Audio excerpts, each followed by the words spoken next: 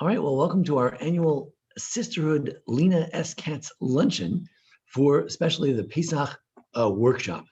It's a long tradition. Some years we focus more on practicality, some years focus more on Haggadah interpretation, some years just we've done art in the Haggadah, different types of things. And this year we'll have a little bit of this, a little bit of that, and hopefully it'll be helpful in preparing for it. And one of the main challenges this year, of course, is the scheduling.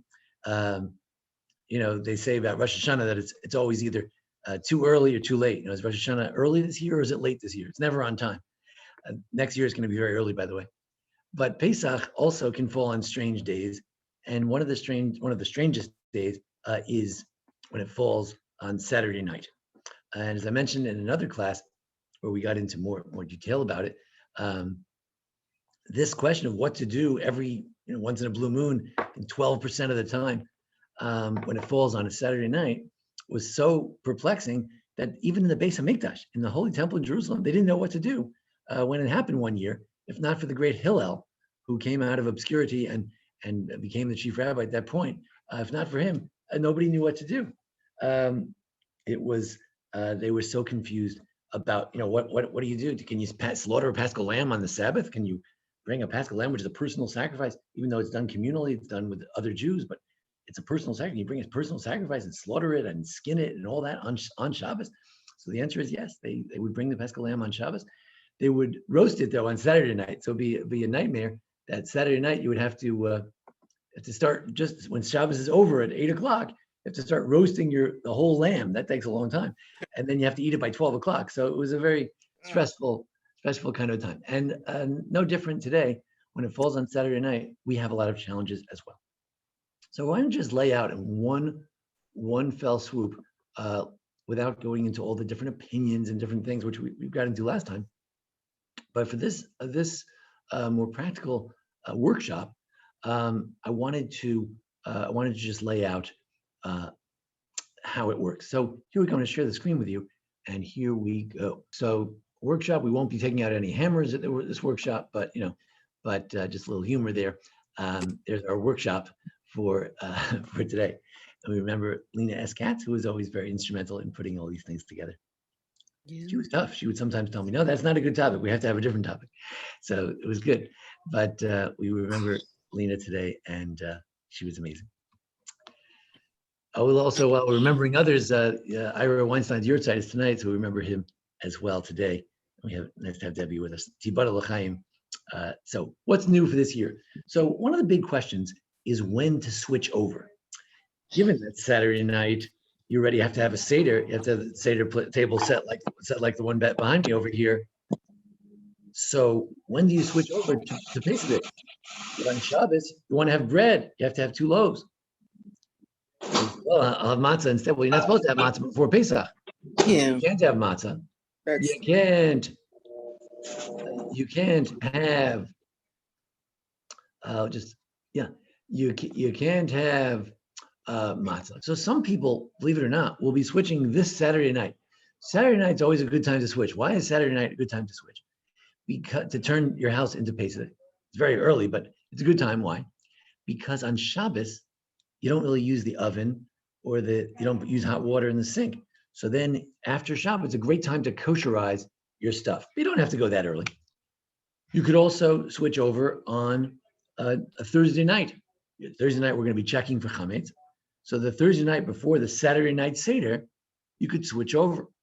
You could also switch over on Friday, even though we're going to see in a minute that we're going to burn the chametz on Friday, right? Going to burn the chametz on Friday by 11:51. We could still have chametz on Friday. So we could turn it over on Friday morning would be good, Friday afternoon. But Thursday night would be great. So that way you could prepare a meal for Shabbos, 2 meals, Friday night and Shabbos brunch. You could prepare those meals in a Pesach environment or Pesach vessels. And then what are you going to do about bread? Well, either you can go outside and have some loaves of bread and then come back inside. You could eat outside with the bread, or you could have egg matzah.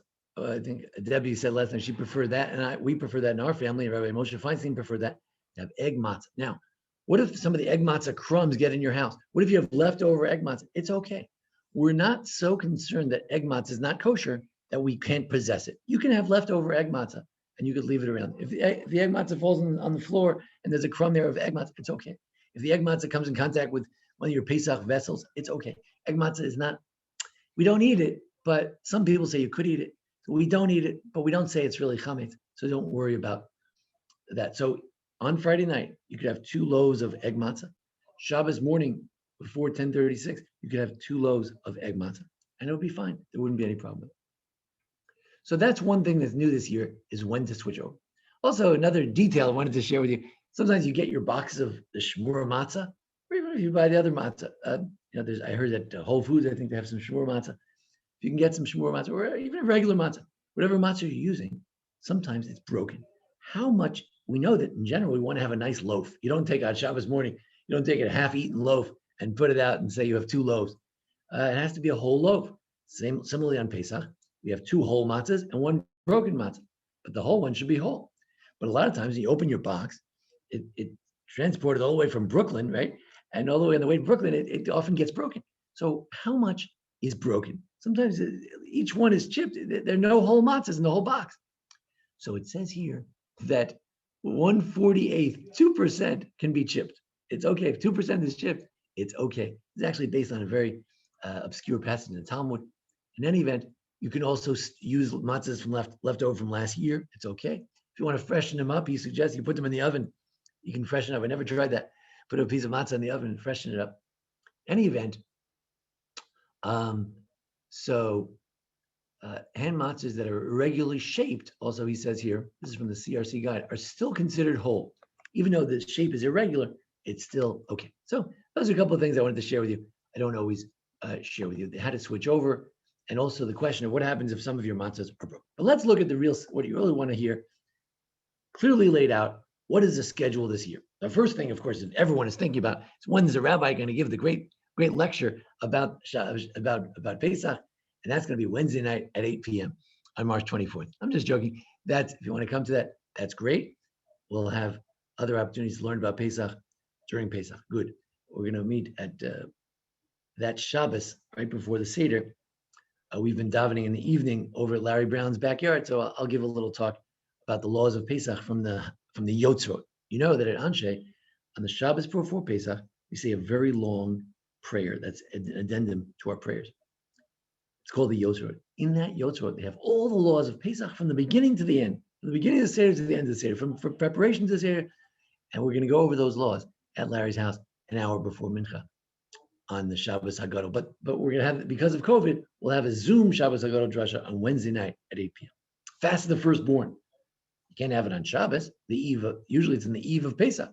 You don't want to have it on Friday, so we move it back to Thursday. And we're going to have a siyum, a completion of a tractate, in person and on Zoom. But if you come in person, you get the box brunch sponsored by Audrey Jaffrey in memory of Jack and her parents and his parents. So that's the fast of the firstborn. There are 2 siyums that morning after the 6:30 minyan, after the 7:30 minyan. I'm not sure which one I'll be at, but I'll be giving the siyum at one of those. Ironically, we're actually finishing the tractate about Pesach at this particular time. So the fast of the firstborn is moved up to Thursday, but it has no impact on preparation for Pesach. If you're not a firstborn son, you don't have to worry about that. The bedikat chametz, the search for chametz, you can't do it on Friday night. You can't use a candle on Friday night. So you have to do it on Thursday night. Thursday night after 7:57, after the stars come out on Thursday night, and you do annulment number 1. If you recall, every year we annul the chametz twice.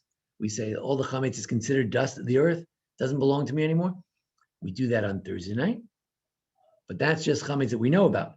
And then on Shabbos morning, strangely enough, on Shabbos itself, we're going to say that all chametz is in our possession, whether we know about it or don't know about it, it's annulled and it's like dust of the earth. So that's going to be done on Shabbos morning. So usually annulment 1 is after you check the chametz. Annulment 2 is at the burning or sometime before chametz goes into effect the next morning. Here is at the break.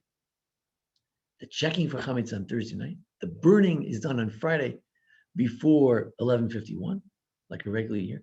And you can eat chametz until Shabbos at 10:36. You have to be rid of the chametz by 11:51 on Shabbos. and then you have to annul it. I don't know if you can see on the right side of the screen here. You have to annul it again with a full annulment of any chametz, whether you know about it or not, before 11:51 a.m. Good. Now we run into a problem. Shalosh shudas. You know, in our shul, we always had shalosh shudas with 2 loaves of little challahs, little Ricky's loaves, the little mini buns. It's nice to have 2 loaves of bread at shalosh shudas, or to eat bread for shalosh shudas. But you can't eat bread for shalosh shudas because you have to be rid of you can't eat chametz after 11:36 a.m. And you can't eat matzah because matzah is forbidden on Erev Pesach. We don't eat matzah till the Seder. And you can't eat egg matzah because Ashkenazic Jews don't eat egg matzah once 10:36 kicks in. So what are we going to do? So the third meal is just fruit. In general, we try not to indulge in much eating before the Seder because we want to be hungry at the Seder. Now, another big challenge this year is that here, the beautiful table behind us, how are you going to set it up? You're going to set it up on Shabbos for Saturday night? You're going to use Shabbos to prepare for the Seder? That's not really proper. So this year, we try to set the table on Friday. We try to set the table on Friday so that Saturday night, bang, you can get going. Well, where are you going to eat on Shabbos? Well, you try to eat somewhere else, the kitchen table, set up a little card table, go in the backyard, go in your carport, I don't know, whatever. And then, I don't know, someplace else. You'll eat Friday night on Shabbos, but then Saturday night, the table will be all set. You can start your meal right away. You don't have to do that if you have a small family. You can reset it on Saturday night, but that'll take a few minutes after Shabbos to set that up. If you have a large dining room table, you could have 2 areas. One side of the table is set up for Friday night Shabbos. One side of the table you could set it up for the Seder. Okay. So that's another challenge this year, is setting up. And on the second night is always a challenge. When do you set up the second night? During the first day? So usually we just have a late Seder. The second night is just late. Then we have another problem, another strange thing, and that is that how do you make Havdalah? Well, Havdalah in the Kiddush, if you look in your Haggadah, the Havdalah and the Kiddush are combined. There's one text that has both Havdalah, and first Kiddush, and then a candle, and then Havdalah. But you can't light a Havdalah candle. If you light a Havdalah candle, how are you going to put it out? What are you going to do? You're going to take a Havdalah candle, just leave it there, and stand there until it burns out 5 days later? So what we do is we take the Shabbos candles that the woman lights, and we put them together when we make the blessing over the candles. You take the 2 candles and put them together. If you're by yourself and you can't do that, it's okay. You can make a bracha on 1 candle. But ideally, Havdalah candles have two wicks. So you take the two Shabbat, the 2 Yontif candles, and you put them together. It's okay to move your Yontif candles. It's not Shabbos. On Yontif, you're allowed to move the candle over and put it next to the other candle, so the wicks combine, and you have a little bit of a torch for the Havdalah candle. So you'll see in the Haggadah, it tells you how to make Kiddush and Havdalah in one fell swoop. Good. So that's the schedule. Again, the lectures will have to be on Wednesday because of Zoom, because of COVID. The fast of firstborn, Thursday. Checking for chametz, Thursday night. Annulment number 1, Thursday night. Burn the chametz, if you do the burning, Friday morning before 11:51, or really any time before Shabbos. Get rid of all your chametz. And Shabbos, you have to have egg. You have to have two pieces of egg matzah for your Friday night meal. 2 pieces of egg matzah for your Shabbos morning meal. It's the easiest way to do it. Or if you want to get 2 loaves, you can do that and eat them maybe outside or in a special area, and be rid of chametz by 11:51 a.m. That morning, we're going to daven early. We're going to daven at 7:30 in the morning. There might be a neighborhood minyan at 8 o'clock, and there'll be a Baron Hirsch minyan at 7:30. We'll have there, and we'll be done by 9, and then we'll go home by 9:30. We'll have an hour to eat the egg matzah and have a meal. We can keep eating without the egg matzah after 10:36, but we want to do that annulment at 10:36 before 11:51. Shalashut is the rest of the day. We only eat fruit, fish, things like that. You can have a small piece of meat, chicken. So that's in a jiff. That's the special. What's new this year? Something special this year. All the different logistics of a special year like this. You forget what I just said, we're going to send out an email. I'll make it very clear. You can go back to this video. You can go back to another video we had about this whole topic. It's all there. Then another thing that gets confusing is, what are you allowed to eat? So, if we were Sephardic, it would be easy. Then we could just, We could eat rice and all kinds of different things.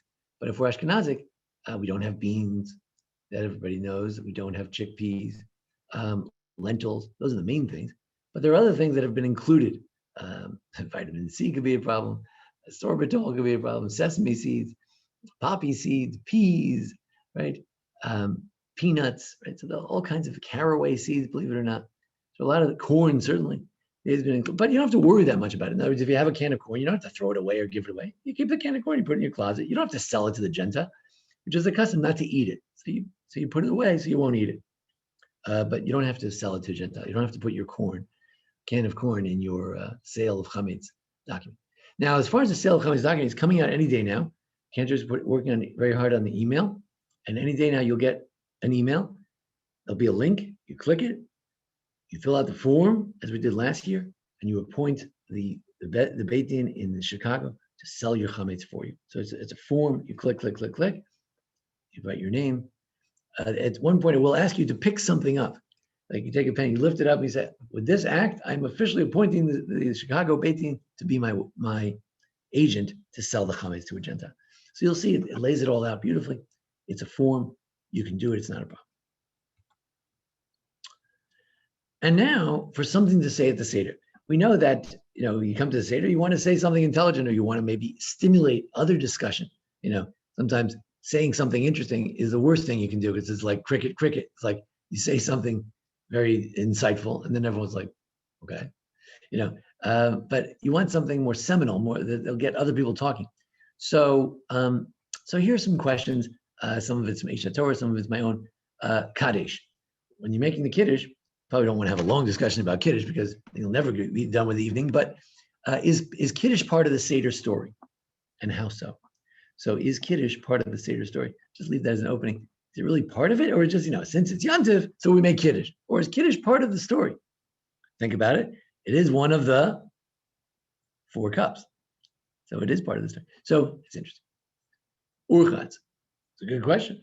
We never wash. What are we doing? We're eating a vegetable? We're dipping celery in salt water? Why are we washing? So we don't make a bracha. Okay, but why are we washing? We have ritual washing when we have a wet vegetable. Why are we doing this? Why is tonight different from other nights? Or an Eish Torah question: has anything ever happened to you which seemed bitter at the time, but later turned out to be sweet, like the salt water and the salt water and the vegetable, the karpas? So there's a funny question. Why do we dip the karpas? So the children will ask. And if they do ask, what do we tell them? That we dip because we wanted you to ask. So what are we going to tell them? So you have to think about that. I'm not going to give you the answer. We're going to hide the afikomen. What does that represent? Think about that. Right? So it may represent the redemption, where the God is hiding or the redemption is hiding. But what a hidden aspiration do you have? What's hiding in your life, right? That something you postpone, you wish you'll do one day when you retire, one day. What are the hidden things in your life? So that's something else to discuss.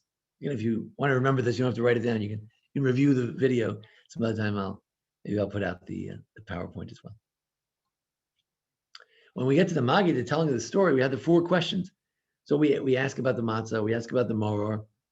What food do we not ask about? Is there a food that's left out that we don't ask about, that's left out? Or is it hiding in something else? Is there a food that's hiding? Is there a food that's special for the Seder that we don't ask about at the Seder? We get to Avadim Hayinu. It claims that if we didn't get out, we would still be there. I think I was talking to Anshei. He was saying there are 2 types of events. There are some events that had they not happened, they would have happened anyway. He claimed that some scholars say that had the slaves not been freed and emancipated in the 1860 or so, probably within 20 years, it would have fallen apart anyway. Nobody has slavery. No Western country has slavery. But we're claiming that this Hebrew slavery would have continued. So is that logical? Will we still be slaves there? What does that mean? And we had the 4 sons. There are 4 types. Are there other types that you could think of aside from the 4 sons? The wicked, righteous, right? How about the wishy-washy son? He's not sure if he's righteous or wicked, or something. On Tuesday he's wicked, and on Monday he's righteous. So who else? The sons, daughters. Are the daughters left out? Are they included in the children? Who else is left out? They talk about the son who's not even there. So that's the one who's left out. So that's something to think about. It goes on and says, Abraham was told that we'd be slaves for 400 years.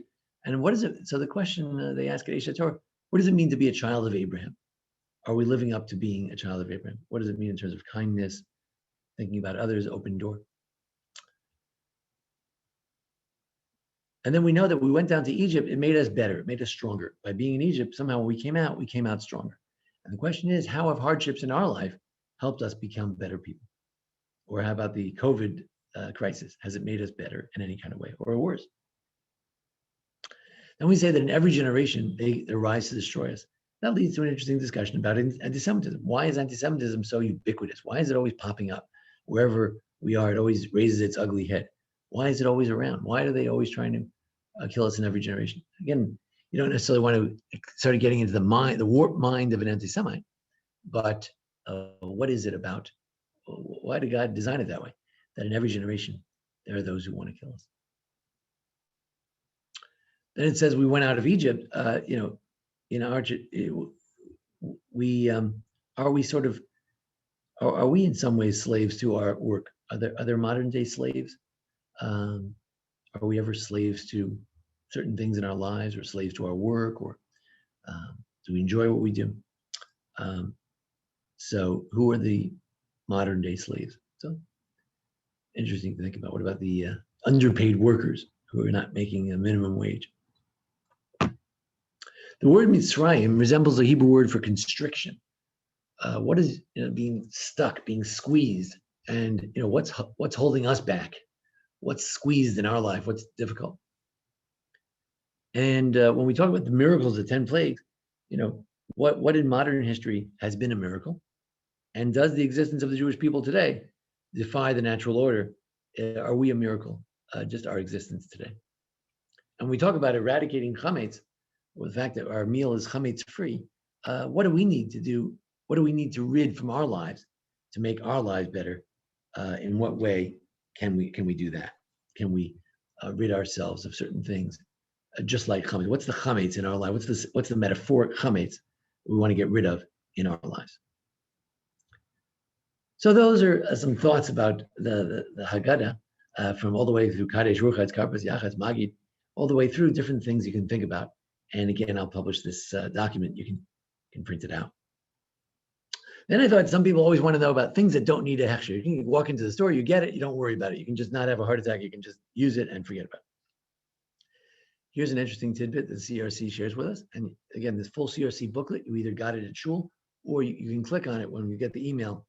The next couple of days, you'll get an email. You can click on the CRC booklet. It tells you everything you want to know. All the things that don't need a hechsher, it tells you all about it. But here are some highlights. Deodorant's made in the USA. Apparently, if it's a deodorant in the USA, we don't use an alcohol that's problematic.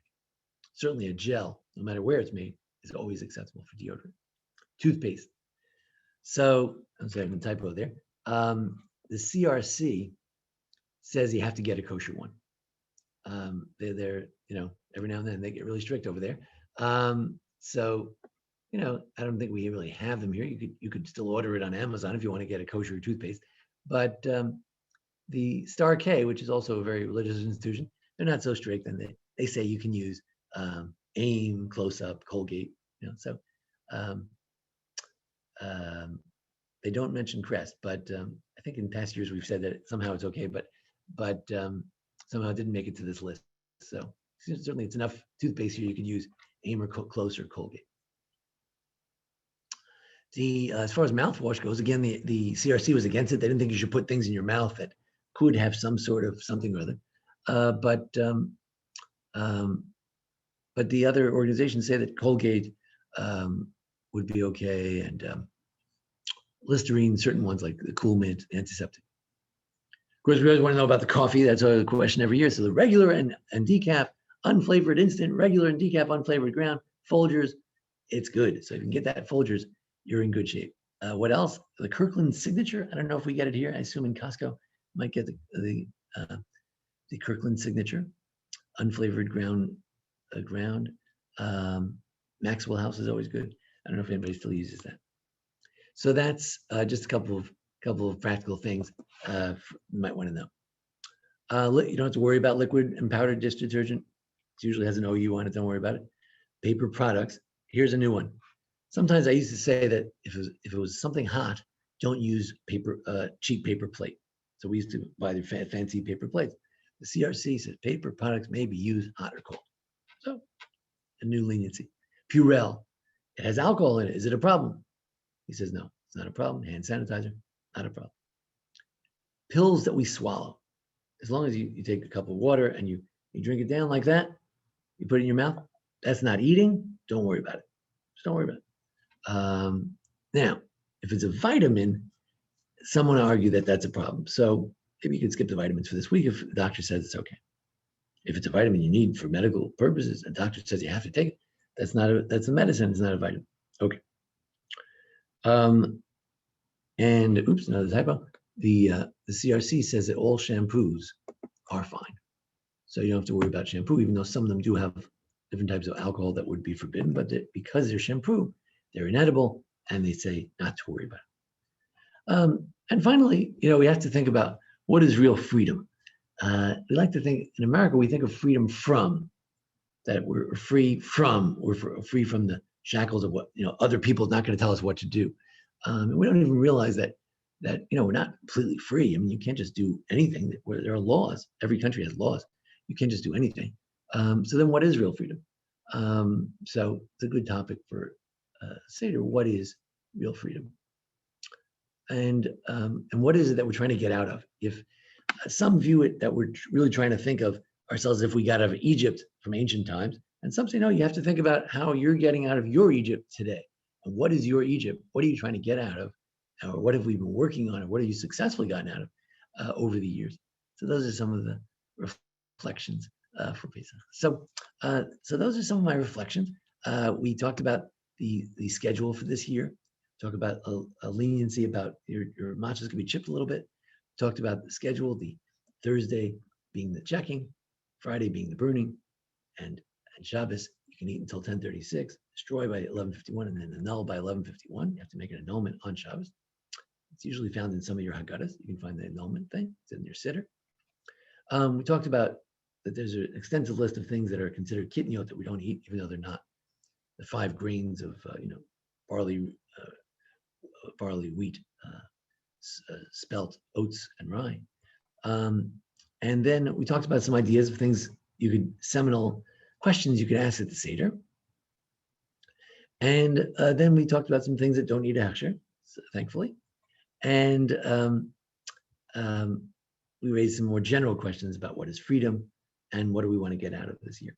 So that's my official presentation for today. And we will have highlights of the Haggadah. We're getting into more detail about the Haggadah, interpretations of the Haggadah. We'll have Thursday night at 8 o'clock.